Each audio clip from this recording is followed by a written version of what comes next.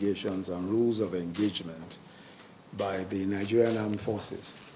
My Lord, please let me first, I'm so sorry, the Chief of Defense Staff is here, Chief of Defense Staff, and all other senior government officials, members of the press who are here. Let me say first how very grateful we all are for the timeliness of your report. I know that this report has been ready for a while, and you are merely waiting for an opportunity to present. I'm also familiar with the fact that this has been very thorough, that the report is a very thorough one.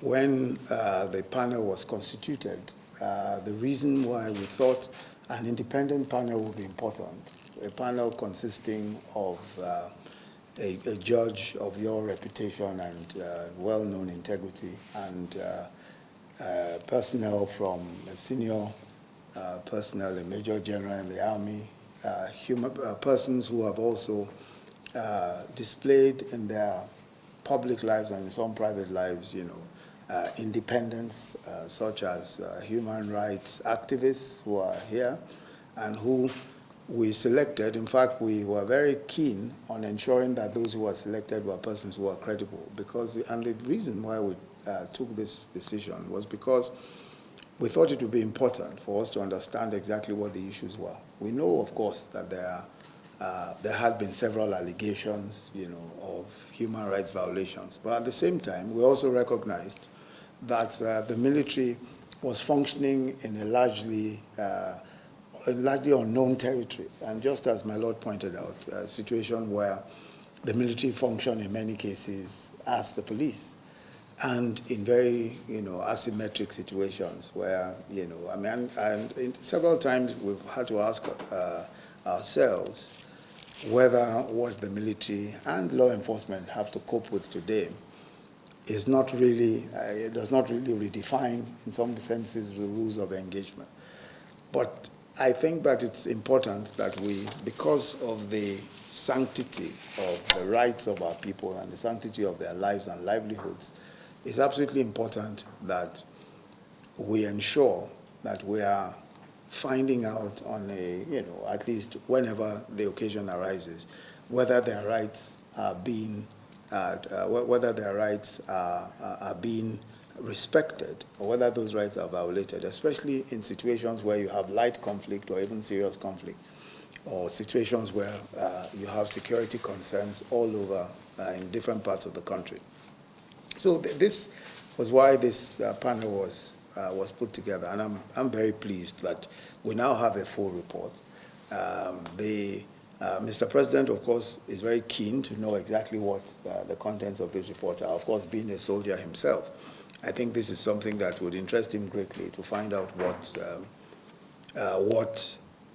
the panel's findings were. But I'm also intrigued to find that most places where you visited, people still felt that they felt that they required military presence, and that they would be comfortable with military presence, which in very many ways is a good thing. And I think it shows the confidence that people have in the Nigerian military. One thing that is certain is that whatever it is, whatever the findings are, not only will they be referred, of course, to the necessary or to the relevant agencies, but also to the military, especially where there is a need for disciplinary action or for any type of action. They'll certainly be referred to the military for action, and if there is a need for the civil authorities or the courts to take action, that will also be done. And where praise or where there is a need to commend, we will also do so. Just as you said, I certainly will ensure that Mr. President receives the full details of the report, and I'm sure that very soon you will hear the outcome of this panel.